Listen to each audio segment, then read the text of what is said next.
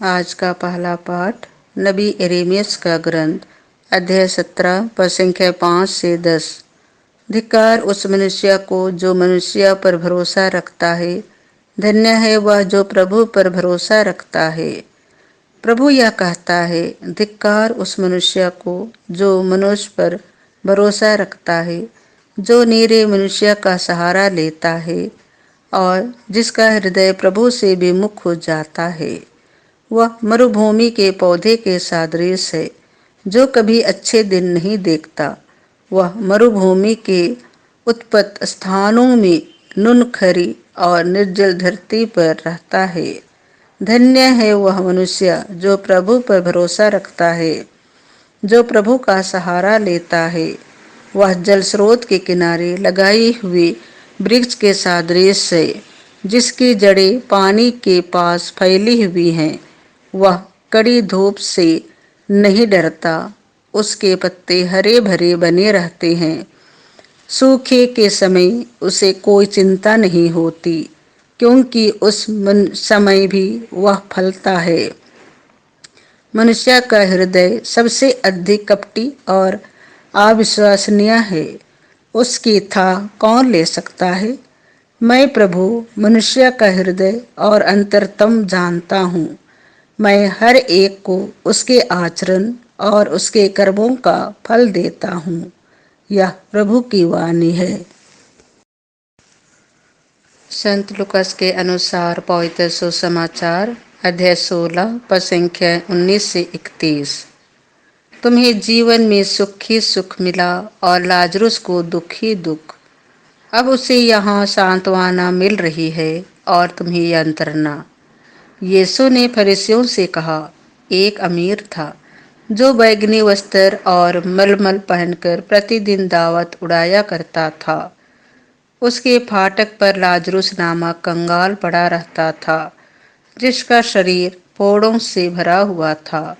वह अमीर की मेज की जूठन से अपनी भूख मिटाने के लिए तरसता था और कुत्ते आकर उसके फोड़े चाटा करते थे।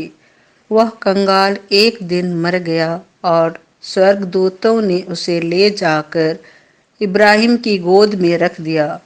अमीर भी मरा और दफनाया गया।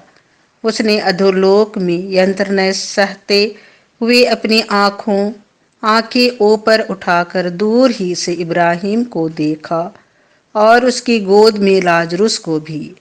उसने पुकार कर कहा, पिता इब्राहिम, मुझ पर दया कीजिए और लाजरुस को भेजिए, जिससे वह अपनी अंगुली का सिरा पानी में भिगोकर मेरी जीभ ठंडा करे, क्योंकि मैं इस ज्वाला में तड़प रहा हूँ।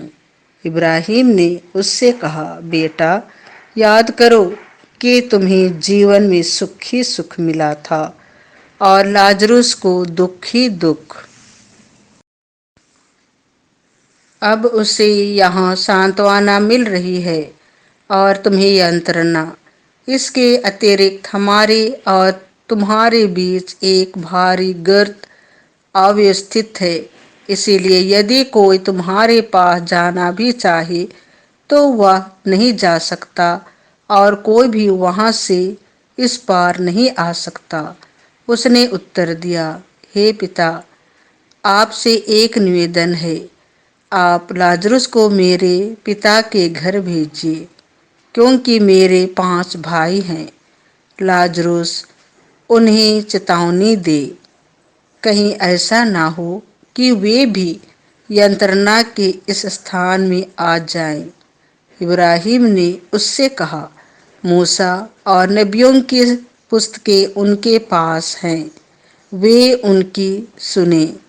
अमीर ने कहा, हे पिता इब्राहिम, वे कहाँ सुनते हैं, परंतु यदि मुर्दों में से कोई उनके पास जाए तो ये पश्चाताप करेंगे। पर इब्राहिम ने उससे कहा, जब वे मूसा और नबियों की नहीं सुनते, तब यदि मुर्दों में से कोई जी उठे तो वे उसकी भी बात नहीं मानेंगे। यह प्रभु का सुसमाचार है।